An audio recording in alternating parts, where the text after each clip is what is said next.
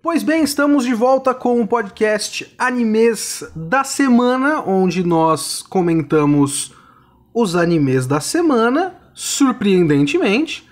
E você deve ter reparado que semana passada não teve, porque o nosso editor, que faz a edição dos vídeos e do podcast, que é o Diego, ele estava focado no VideoQuest 93 do Cowboy Bebop.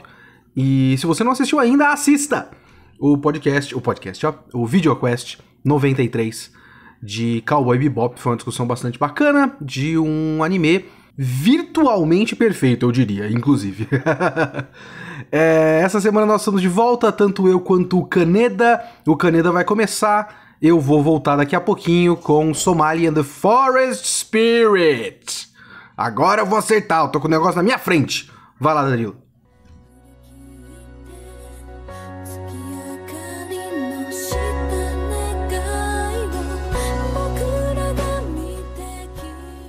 E estamos de volta com Animes da Semana, depois do recesso aí do tão aguardado VideoQuest 93 de Cowboy Bebop. Vamos voltar aqui com o nosso podcast semanal dos Animes da Semana. Eu vou falar rapidamente de Natsunago, que é a minha decepção aqui do que eu tô assistindo. Realmente esses dois episódios aí, o episódio 3 e 4, não agregaram quase nada à história. Eles tentaram apresentar mais personagens aí para trazer um pouco mais de movimento, mais fluidez à narrativa, mas realmente, sabe quando tá um clima tão bobinho que a tal prometida jornada de crescimento da protagonista não veio? Então, eu realmente tô decepcionado, eu acho que é um desperdício de tempo assistir Natsunago. Eu até coloquei em 2x para você ter uma ideia, né, de quão frustrado eu tô com a série. E esses dois episódios, basicamente, a menina que apareceu no episódio anterior levou a Natsunago para conhecer os amigos, para ver se alguém tinha informação. Não tinha, mas felizmente a mãe dela parece que tem uma cliente aí na loja de conveniência, que eu acho que é uma loja de conveniência, não sei, não foi falado, eu tô chutando. Parece que tem uma cliente com o nome da amiga da Natsuna, acho que é Natsuna o nome dela. Bom, é isso, Natsunago realmente não tá acontecendo nada, tá um clima muito bobinho, muito, sei lá, cara, muito blasé, sabe? Não tem consistência, não tem... eu não tô vendo o propósito aqui desse anime, né? Realmente é uma decepção. E vamos agora, eu vou economizar meu tempo aqui pra falar bastante de ID Invaded. Até daqui a pouco.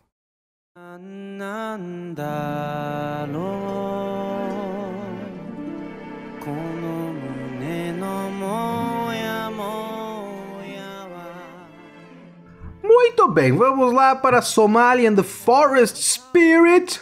Forest Spirit. Nós pulamos semana passada, então eu não comentei o episódio 3. Mas é até interessante porque o episódio 3 e o episódio 4 são uma duplinha, né? Não sei se dá pra considerar um episódio duplo, mas é um arquinho que se estende nesses dois episódios. E, bom, vamos lá. Eu tô longe de ser um fã desse anime, tô longe de ser alguém que tá curtindo esse anime, não estou curtindo esse anime, mas eu também não tô curtindo a maneira como eu não estou curtindo, se é que isso faz sentido pra vocês. Eu não gosto de fazer o que eu venho fazendo com Somali and the Forest Spirit, que é comparar ele tanto com outras coisas. Porque é um argumento fraco, né? É um argumento que basicamente diz: isso aqui não é bom porque tem outra coisa que é boa. E falta pra mim ver Somali and the Forest Spirit como uma obra própria, uma obra que se vale sozinha. Mas eu acho que eu tô quase me entendendo com ela, mas ainda não exatamente. Porque eu falava bastante sobre como o Somali, ele tem muito do Menino do Outro Lado e tem muito do Ancient Magus Bride. E enquanto o Ancient Magus Bride tem um pouco do encantamento e do mistério daquele mundo e tudo mais, até o próprio mistério da menina que eu esqueci o nome. Esqueci completamente o nome da menina. mas tem um pouco do mistério do que ela é e por que ela é o que ela é, porque tem uma revelação ali no meio e tal. E o Menino do Outro Lado também tem um mistério, mas também tem um terror, tem um medo que assola a obra e tal. E eu queria muito entender qual é a graça do Somali and the Forest Spirit sozinho. E eu acho que eu meio que entendo hoje.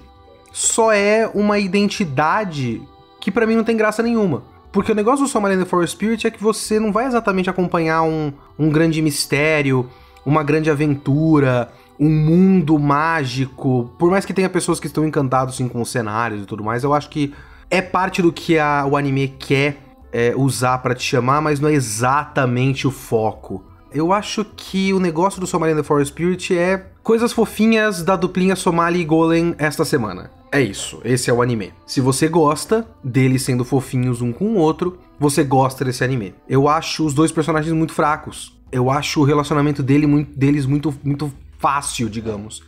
Apesar desses 2 episódios terem introduzido uma espécie de conflito entre eles que é interessante até do ponto de vista do espectador, até do ponto de vista meta, digamos. Porque se a graça é ver esses dois um com o outro, a grande ameaça para nós espectadores é não ver mais esses dois um com o outro. Porque, vamos lá, é uma jornada fadada ao fracasso, né? Você tem o Golem que vai morrer porque o corpo dele tá chegando no limite. E você tem a Somali que só o que ela quer é ficar com o pai dela, que é o Golem. Mas ela não pode ficar com o pai dela, porque tanto o objetivo da jornada é não ficarem juntos, quanto mesmo que eles ficassem juntos, ele vai morrer daqui a 1 ano. A não ser que o anime mande um bullshit muito grande, que eu espero que não faça isso. Que, sei lá, soluciona o corpo do Golem. Não, agora ele foi consertado, ele tem um novo ciclo de vida de mais 1000 anos, sei lá, vai ficar estúpido. Seria bastante estúpido. Tomara que não faça isso. Mas essa ameaça é a espécie de, digamos, ameaça. E essa ameaça é a espécie de ameaça? Nossa senhora. Essa ameaça é a espécie de conflito que tem sobre the Forest Spirit. E é o máximo que tem, sinceramente. E não é muita coisa. Não é tão forte assim. Mas tá lá, né? Então a gente vai ver o que dá no fim do anime. Se é que essa história acaba em uma temporada de 12 episódios. Talvez não. Talvez a gente chegue em 12 episódios e tá só na metade da jornada, sei lá. Não sei se isso tá adaptando um mangá que é muito longo, não faço ideia. Esses 2 episódios a gente viu o Golem trabalhando no restaurante e a Somali com a amiga nova Kikila, acho que é isso. Isso, Kikila. Se aventurando num mundo subterrâneo. Eu vou comparar mais uma vez Somali and the Forest Spirit com outro anime, porque quando elas entraram naquele mundo subterrâneo, eu realmente senti que faltava o trabalho de direção de um Made in Abyss, por exemplo. Porque o Made in Abyss tinha um trabalho muito forte de fazer você sentir a imensidão daqueles cenários. E você tinha medo porque era muito amplo. E não tem como saber o que vai acontecer na esquina, sabe? Aqui no Somali and the Forest Spirit você teve aquele cogumelo? Vamos dizer que é um monstro cogumelo. E por um tempo a ameaça do lobo... Mas foi mais um daqueles alarmes falsos que no fim de um episódio, oh meu Deus, é um lobão! E aí depois no começo do episódio, ah meu Deus, o lobão é do bem!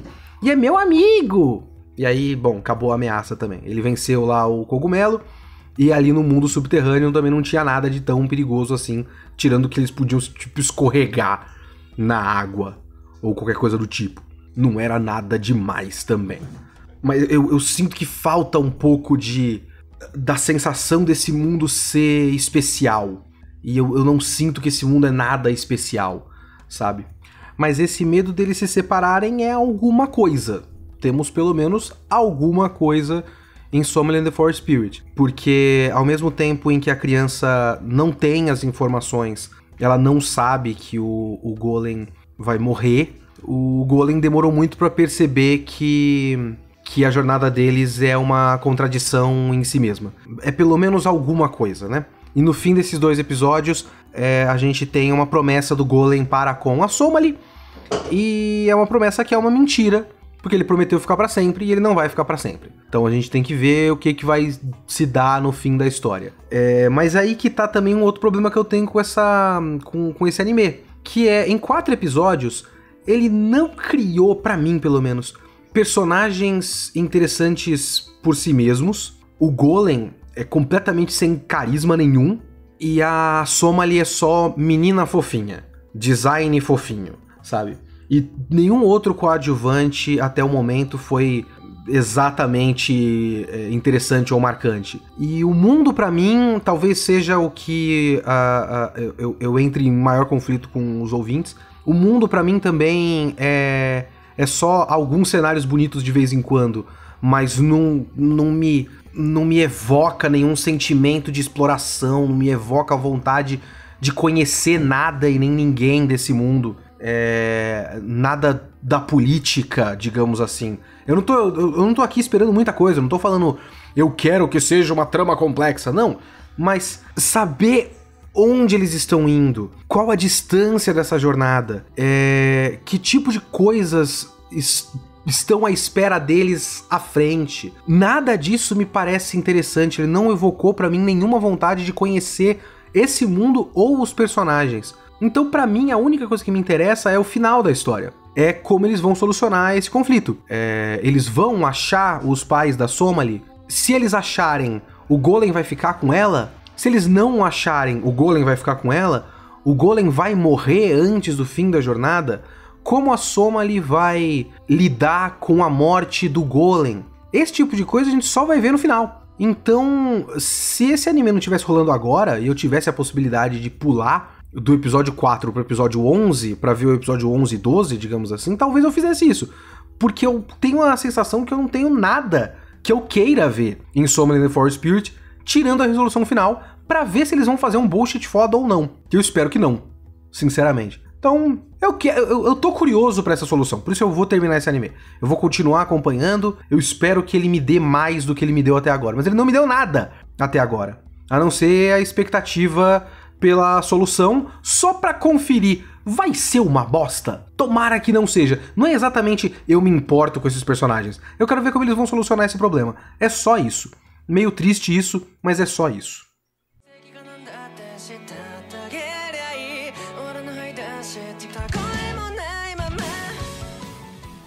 Bom, agora chegou minha hora de falar aqui de ID Invaded, ou ID Invaded, como você preferir. Mas, bom, dessa vez eu consegui assistir todos os episódios que saíram até o episódio 6, né? Então eu vou cobrir 3 episódios em um podcast só. É muita coisa, então eu vou tentar resumir um pouco os principais fatos, porque realmente eu tô surpreso com a qualidade narrativa dessa história. O traço tá bem genérico, realmente os personagens não estão bem desenhados ali. Até tem um momento ali no episódio 5 que aparece um tal de Kazuo. É no 5 ou no 6? Não, no episódio 4 mesmo. No episódio 4, onde aparece um tal de Kura, que depois no episódio 6 a gente acaba...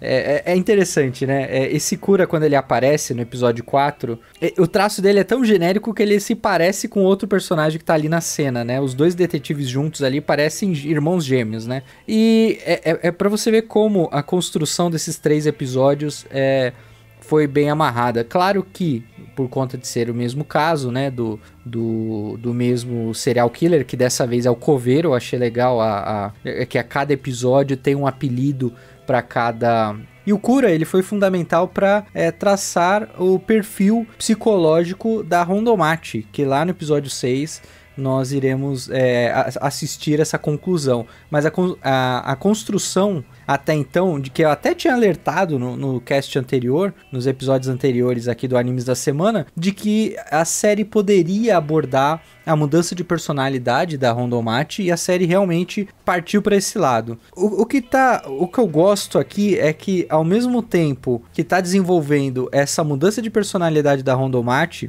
com o passado do ai caralho, Saikaido, travo pra falar o nome dele. Então, ao mesmo tempo, vou voltar. E o Kura, ele foi fundamental para traçar a personalidade, a mudança de personalidade da Rondomachi, né, que é algo que eu tinha alertado nos casts anteriores aqui, comentando do que a série poderia partir por esse lado, e realmente foi. Então o Kura, ele aparece no episódio 4 pra, na sequência do episódio 6 ali, ter a consequência ali da explosão, da armadilha que o Kazuta criou ali para poder escapar, né? Mas uma coisa que eu tô gostando dessa série, lembrei aonde eu queria chegar, que é o seguinte: a série, ela tá cumprindo alguns requisitos que eu comentei anteriormente, que é o quê? Tá traçando o perfil psicológico ali da Rondomachi, as mudanças, consequência principal do fato dela ter sido ferida ali pelo perfurador, né? E aí uma surpresa no final do episódio 4 é que o Kazuta, uma das vítimas do perfurador, também está vivo e atuando, e isso é bem legal, né? Então essa mudança de personalidade é um ponto que eu gostei, que eu queria que a série abordasse, e realmente ela foi por esse caminho. Outro ponto que eu duvidava que a série ia partir, que é com relação à conspiração do John Walker, né? Mas isso eu vou falar mais pra frente, né? E um outro detalhe que eu tô gostando também é desenvolver mais sobre o Saikaido. Eu sempre travo pra falar o nome dele. Falando um pouquinho mais de como ele ficou uma pessoa sem sentimentos, sem... Né? Não sentimentos, não é tão simples assim. Ele ficou sem... empatia, lembrei a palavra que eu queria falar, empatia. Ele ficou sem empatia pelas pessoas, ele não tem um desejo de matar, mas ele, quando precisa matar os serial killers, ele realmente parte por esse lado, porque ele sente que é algo que transformou dentro dele após perder a filha. Ele não tem nada que o prenda à realidade, ao mundo da sobriedade, como ele mesmo disse na conversa com o ex-melhor amigo dele, que o detetive até pergunta, né, você me considera um amigo? E o Saikaido responde, você é uma linha da vida que me acorrenta à razão. A alguma razão. Ou seja, você é a única ponta de esperança aqui que eu tenho que me prende a razão, porque sem você me dar esse trabalho para executar aqui em busca dos serial killers, eu não ia ter motivos para ser racional, e talvez ele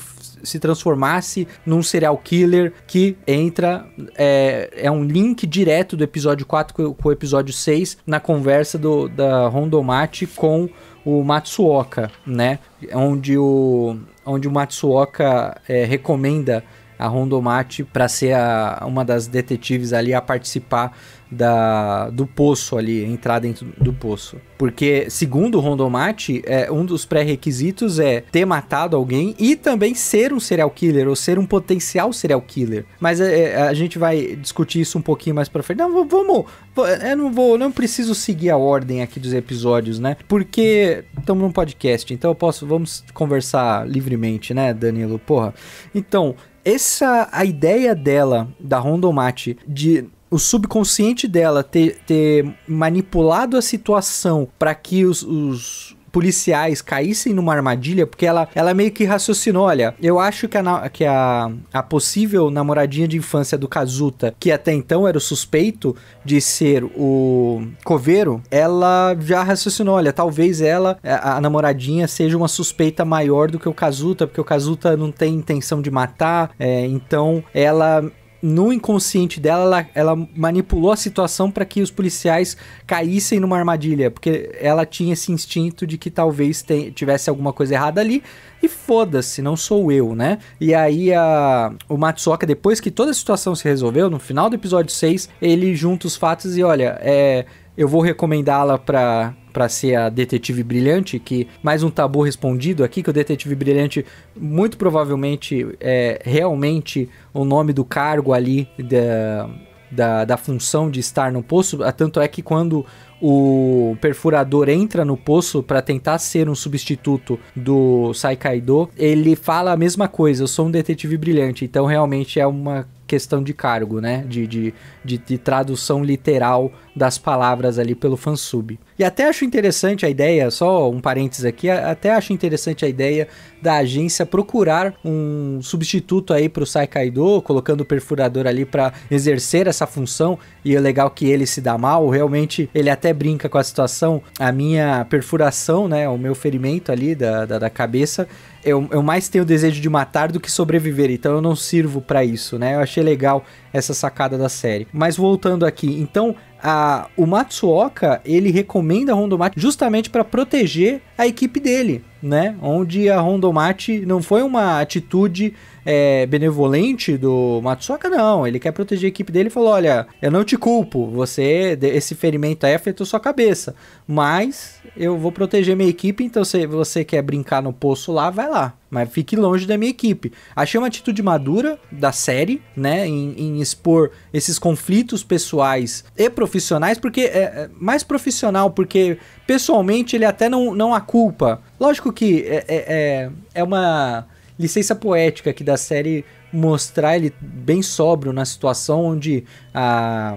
Hondomachi matou uma equipe da polícia, né, seja intencional ou não, mas fez parte aparentemente manipulou a situação para que isso ocorresse, e ele sobriamente conversa e olha, eu não te culpo, mas olha, eu não quero você perto da minha equipe. Isso é bem, não é tão, a gente que é latino, né, nós aqui da América, acho que levaríamos isso mais pro lado pessoal ali, realmente acho que é a veia asiática ali da razão ditando o roteiro e a situação, mas realmente gostei dessa pegada bem madura e bem forte da série.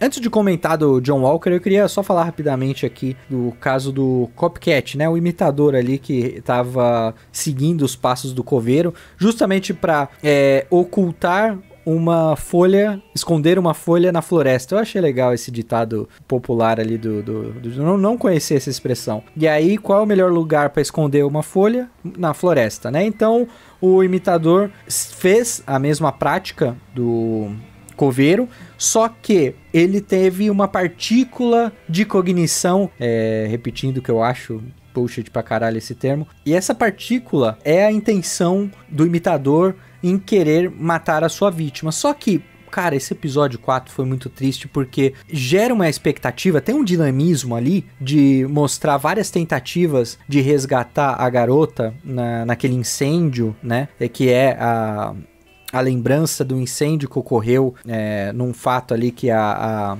garota presenciou. E aí a série mostra a exaustão do Saikaido, da equipe, tentando várias vezes ali resgatá-la, tanto é que tem um diálogo interessante ali, um diálogo assim, uma frase solta que é um tópico bem legal pra gente conversar, onde o chefe ali de operações que tá aparecendo bastante, e eu vou falar mais dele, que é o Hayasura, né? O Hayasura, ele aparece, que é um senhor de cabelo branco, né? Ele aparece e fala, vocês precisam descansar. Aí, não, estamos bem. O seu corpo está bem, mas o seu cérebro está cansado. E esse termo cérebro cansado é muito interessante porque antes de ler o livro do Foco, do David Goleman, eu não tinha a noção do quanto o nosso cérebro cansado pode nos enganar. Porque quando o nosso cérebro está cansado, e isso por experiência própria, depois de ler o livro e perceber essas questões, quando o cérebro está cansado, ele cai num looping de raciocínio repetitivo, né? Você não percebe que você está agindo da mesma forma. Por exemplo,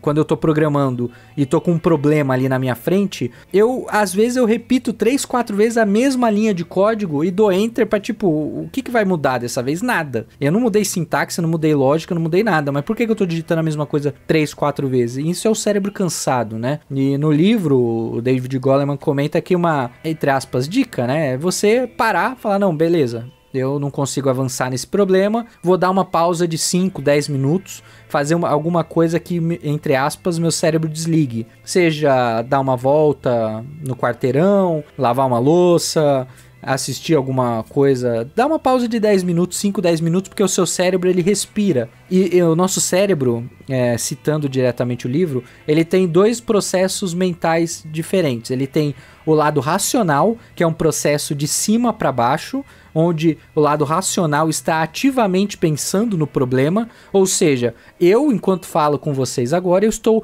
ativamente usando esse lado racional para falar e pensar sobre o que eu estou falando. Ao mesmo tempo, existe um processo de baixo para cima, né? De baixo, quando eu digo, é a parte do cerebelo aqui embaixo, perto da nuca. Eu acho que é cerebelo a parte do cérebro aqui. Essa parte do cérebro é responsável pelo nosso inconsciente, é o nosso subconsciente ali que está processando problemas mais complexos, né? Vocês já tiveram aquela sensação de estar num problema, não conseguir resolver, você chega em casa, tá tomando banho, do nada vem a solução? Por que isso acontece? Porque o cerebelo, nesse momento todo, ficou processando aquela questão e ele é mais lento. O nosso cérebro, o processo de cima para baixo, que é o lado racional, ele é mais rápido.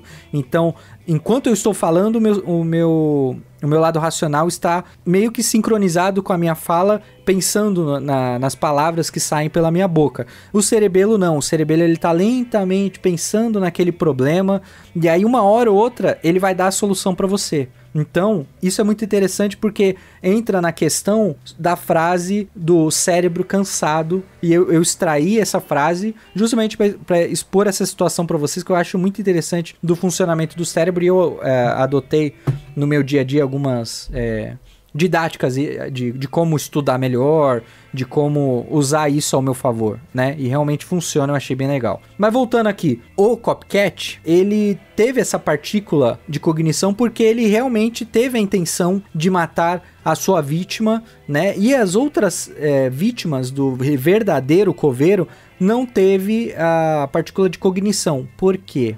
Aí que vem uma jogada bem legal de roteiro que eu gostei aqui nesses 3 episódios, que tem relação com o Kazuta. O Kazuta, ele foi vítima do perfurador, ele agora tem um distúrbio, e ele faz de tudo para agradar a Inami. A Inami, que é uma sociopata, que depois da morte da mãe dela, viu prazer em ver mortes, né? Ver pessoas morrendo, só que ela não age, né? Ela manipula o Kazuta para cometer os crimes. E como o Kazuta não tem real intenção de assassinar aquelas pessoas, a intenção do Kazuta é agradar a Inami num amor macabro, por falta de palavra mais apropriada para isso, o Kazuta, ele não tem partícula de cognição porque não há uma intenção de matar, ele realmente só quer agradar a Inami. Então ficou uma jogada bem legal com o conceito. Eles criaram esse bullshit dessa máquina, só que aí eles agregaram no roteiro um elemento para quebrar a nossa expectativa com relação ao uso da máquina. Eu achei muito legal, é inteligente a utilização dessa máquina e desse conceito do Kazuta agradar a Inami. Eu achei foi muito apropriado aqui o uso agora sim justificado da ferramenta de partícula de cognição. Então, lembra no cast anterior que eu comentei que talvez a série não iria partir por uma teoria da conspiração, do uso da máquina para o mal? Eu achei que a série ia ficar na superfície disso, mas não, parece que a série realmente está se aprofundando nessa questão da utilização da máquina, e o principal suspeito para mim de ser o John Walker é o Hayasura, que é o líder ali, o chefe da organização. Primeiro pelo fato de ser óbvio que o traço do John Walker e o traço do Hayasura é o mesmo, porque são 2 senhores de idade de cabelo branco, só que no John Walker fica borrado pra não ficar tão descarado assim. E o Hayasura, ele anda com o cabelo preso pra trás, porque se soltar aquele cabelo fica igual do John Walker, né? Então demorou pra eu perceber isso, até porque a série escondia esse Hayasura, né? Escondia, ele apareceu uma ceninha no episódio 1, eu acho, e outra cena bem no final do episódio 2. Então só agora no episódio 4 e 6 ele aparece com um pouco mais de destaque, justamente porque os próprios membros da equipe estão suspeitando que alguém seja o John Walker. Tanto é que mostra que o John Walker ele não está aleatoriamente escolhendo os serial killers, ele está pegando pessoas que têm algum traço em comum. O primeiro link óbvio que apareceu foi do Perfurador com o Kazuta, né? Os dois, o Kazuta que é vítima do Perfurador, então o John Walker entrou em contato com os dois. E aí, o John Walker vigiava, né, esses serial killers aí, manipulando de alguma forma a situação. E entra um outro ponto interessante aqui, que é o fato do serial killer que assassinou a filha do Sakaido, que é o Desafiante, que ele aparece no final do episódio 6, ele aparece não, mas a menção desse serial killer é apresentada na série no final do episódio 6, dando uma renovada no plot aqui, porque se a gente começar, a gente percebe que é bem legal que ele pega um serial killer e não encerra naquele mesmo episódio. Ele estica um pouquinho, a série estica um pouquinho o uso daquele serial killer para justamente aprofundar um pouco mais do lado psicológico do assassino, as pistas, como vão surgindo na série, e também quando algum elemento novo é apresentado, como o fato da conspiração do John Walker aparece, a série abre uma bifurcação para dois caminhos, existe o John Walker, mas também existe o Desafiante. Então, quem é quem aqui? Será que o Desafiante é manipulado pelo John Walker ou o Desafiante é o John Walker? Também tem essa, né? Talvez o assassino da filha do Sakaido seja o próprio John Walker que tá por trás disso tudo. Então, a série começa a abrir alguns lados interessantes, ao mesmo tempo que aprofunda a questão da Rondon Matt, que eu gostei pra caramba, ela provocativa, contra a Inami, ela dando várias indiretas para justamente extrair mais informações da Inami. Ela não tem pudor em falar, não, eu beijei o Kazuta, porque você sabe, né, a gente tem algo em comum, né, e isso eu achei bem legal, e mostrou que ela não tem mais o lado humano de se segurar nos instintos ali. Você viu que ela atirou, né, não na Inami, mas atirou justamente para provocar o Kazuta ali naquela situação, e depois se defendeu e matou o Kazuta. Eu achei muito legal aquilo. A Inami depois, no final, no episódio 6, quando ela começa a entregar as vítimas, olha, eu enterrei as pessoas em tais locais e tal, e a Inami começa a cair a ficha dela de que, puta, eu não vou ter mais o Kazuta, né? E é uma cena bem curta onde ela, olha, talvez o único lado de humanidade que eu tinha tá indo embora, porque era esse amor doentio e macabro que ela tinha com o Kazuta, né? Quando ela lembra da cena da morte do Kazuta. Então a série tá bem interessante, eu tô gostando pra caramba. Realmente tá me surpreendendo bastante o ID Invaded. Eu espero que vocês comentem mais sobre o ID Invaded. Não sei se o pessoal tá dropando a série por achar um pouco repetitiva nas cenas de tentativa de desvendar o caso, mas é que eu gosto de mistérios. Eu gosto de séries que apresentam alguns mistérios e vão expondo aos poucos ali. É um pouco da minha veia de série policial americana que eu curto bastante. Mas eu aguardo os comentários de vocês aqui sobre esse episódio do Animes da Semana. Vai lá, Kitsune, finaliza esse cast aí e até a próxima semana.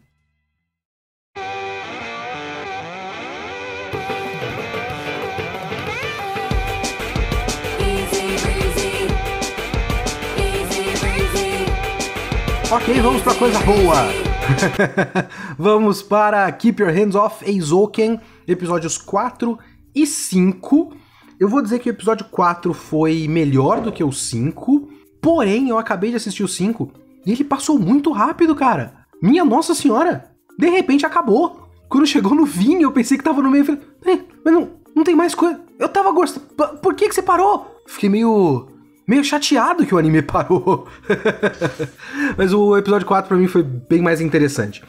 Porque, vamos lá, no episódio 4, o que aconteceu foi o episódio da tentativa de finalizar o vídeo, a quantidade de concessões que elas tiveram que fazer pra finalizar esse vídeo e apresentar pra conseguir a verba. E aí foi a apresentação do vídeo pra conseguir a verba. E foi tudo perfeito. Foi um episódio maravilhoso, um episódio assim 10 de 10, sabe?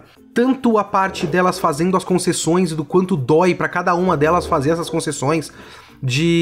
É engraçado porque depois de eu assistir o episódio 4, eu fui assistir o episódio 5 e eu fiquei olhando a abertura do anime Keep Your Hands Off Eizouken e o quanto a abertura é econômica e provavelmente tem muito a ver com o que as meninas da série fizeram nesse videozinho delas. Porque é basicamente, cara, se a gente for desenhar cada um desses quadros à mão, a gente vai ter que trabalhar por 30 dias sem dormir 24 horas por dia, o que é simplesmente impossível. Então a gente vai fazer zoom em imagem estática, vai fazer traveling em imagem estática, vai pegar um loop de 4 quadros da saia da menina balançando e vai manter nesse loop de 4 quadros da saia da menina balançando pra gente ocupar tempo. Porque se a gente fizesse tudo certinho, a gente faria 2 segundos de animação com vários e vários quadros. Mas se a gente fizer um loop de 4 quadros e fizer um traveling, a gente consegue uns 10, 15 segundos, cara. É muito mais do que antes, só que muito mais economicamente. Só não é lindo, maravilhoso, mas é o tipo de coisa que tem que fazer. E aí você vê a abertura do Eizouken, mais a abertura do que o próprio anime. O anime, pra mim, ele é, assim, ele tem uma animação bastante fluida e bastante detalhada. Mas a abertura é uma tipo, tem aquela dança das meninas, e aí tem a dança das meninas das poses, que elas fazem a pose, né? Que assim, eu não sei quantos quadros é pra fazer cada uma daquelas poses, mas repete muitas vezes aquelas poses. E aí depois tem a dança das meninas em silhueta, que me parece até rotoscopia, inclusive. E depois é um monte de imagem estática. Até a parte do logo do negócio, que tem um refrãozinho final da música, é o logo em zoom out e depois o logo em zoom out de novo. A abertura é muito econômica. É o tipo de coisa que os caras têm que fazer. Isso aí vem desde o Tezuka, esse tipo de gambiarra. Esse tipo de gambiarra é o que define a estética anime, e essa estética anime foi definida pelo Tezuka, de fazer zoom em imagem estática, fazer um desenho longo e fazer um traveling pelo desenho longo, porque ele tinha que fazer animação para televisão e a coisa estava começando e ele estava economizando dinheiro da animação, mas ele era um pioneiro. E ele foi fazendo o que dava. E o que dava é o que define a estética da animação japonesa pra televisão, pelo menos até hoje. E ver esse processo nascendo da necessidade é muito interessante. E aí depois você vai ver aquela apresentação que primeiro você consegue ver aqueles momentinhos que elas deram uma economizada e ver que, assim, eu vou dizer que a animação que elas apresentaram parece um tanto melhor do que 3 mina que nem tem um computador próprio no estúdiozinho, 3 mina com 2 mesas conseguiriam fazer na escola, sabe? Eu vou criticar nesse ponto aí. Mas foda-se, porque foi muito legal. E você viu que teve um esforço pra animação ser meio mal feita, né? Ela é meio travadinha e tal, em certos pontos, meio feinha em certos pontos. Mas o mais mágico mesmo foi a apresentação per se. A cena onde elas chegam pra fazer a apresentação pro comitê de julgamento ali do júri dos clubes já é muito engraçada. Parabéns pra quem está traduzindo o Eizouken pro Crunchyroll. Rolou um esforço do texto pro texto da menina principal, a Asakusa, ficar um texto meio esquisito e ficou legal. Depois ela falar todas aquelas porra, eu falei, por que tá... Esse texto tá esquisito, por que esse texto tá desse jeito? Aí depois tem as pessoas na mesa falando, que porra que ela falou aí que eu não entendi nada. Então rolou esse esforçozinho aí e tal, que é bem legal, mas a hora da apresentação e a representação do encantamento das pessoas, com todo mundo assistindo como se estivesse dentro daquela imaginação da Asakusa, foi muito legal, sabe? O vento, o tiro, o tanque dá o tiro e o moleque olha pro lado e vê a bala do canhão e... Mas eu tô vendo essa porra mesmo e tal? Cara, muito da hora, muito bonito, muito evocativo, sabe? Realmente existe um esforço desse anime pra evocar a felicidade de estar encantado com uma animação. Que a gente não sente todo dia, porque a gente tá nesse esquema de ficar assistindo anime da semana, e quando a gente tá acompanhando temporada, se você assiste mais do que um anime que você selecionou achando foda, você vai acabar assistindo alguma hora uma porcaria. Ou você é muito impressionável, ou você vai acabar cruzando com alguma porcaria. E a gente acaba meio que se desencantando com a coisa, sabe? Tipo, anime acaba virando só mais um bagulho que você assiste. E o Eizouken meio que evoca a sensação de você assistir algo e sentir que aquilo é especial, sabe? E que foi o que eu senti com o episódio 1 do Eizouken. Eu tô sentindo constantemente, claro que depois você vai se acostumando com a coisa e vai ficando mais normal, né? Mas o episódio 1 do Eizouken pra mim foi muito próximo da sensação que as pessoas da série sentiram assistindo aquele vídeo no episódio 4, sabe? Aquele caralho, que bom que eu consigo assistir isso. É uma sensação de felicidade de poder presenciar esse bagulho. É bem legal, é bem legal. O episódio 5 foi menos interessante, mas ainda foi muito divertido. E como eu falei, ele passou muito rápido. Depois das meninas fazerem aquela apresentação que impressionou todo mundo, elas foram contratadas pra fazer a animação do robô da escola. E aí, claro, tem as sequências de imaginação de como é o robô e tal. Mas a parte mais interessante pra mim foi a parte da exploração delas. Porque me lembra bastante o que o Miyazaki fala. O Miyazaki sempre fala que, ou pelo menos ele falou uma vez, né? Eu falo sempre fala, eu não tô com ele todo dia pra saber.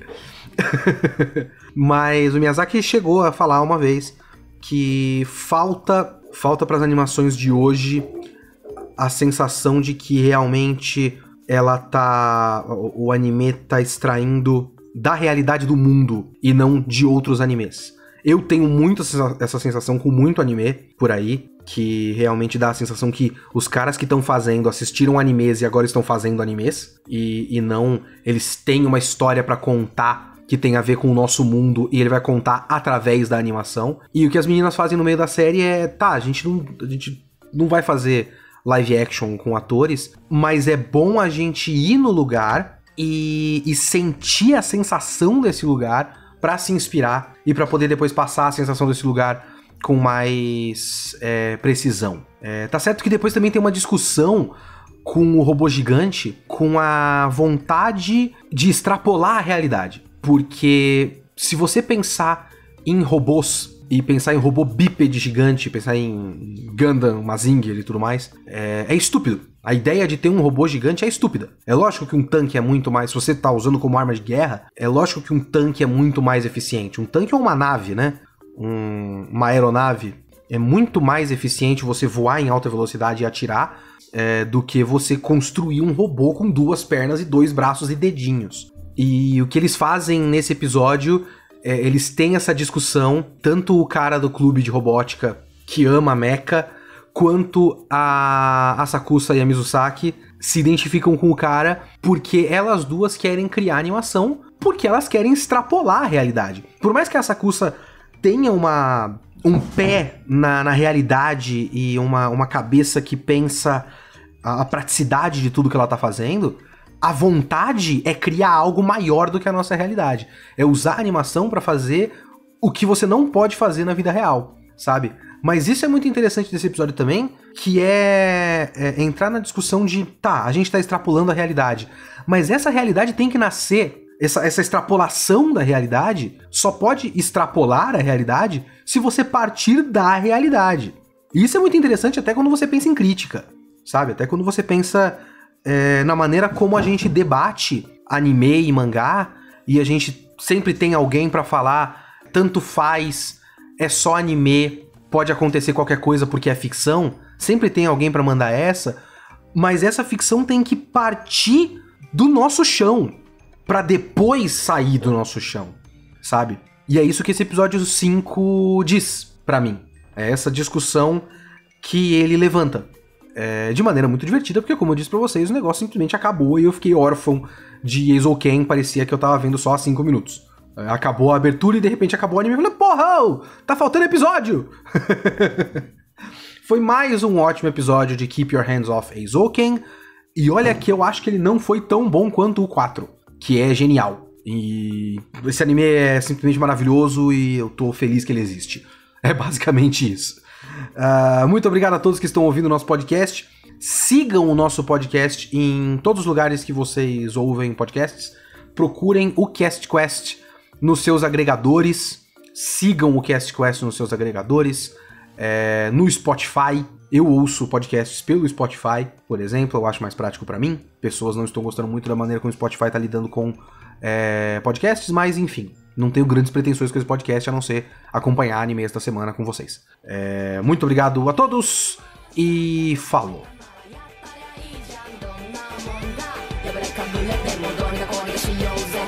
する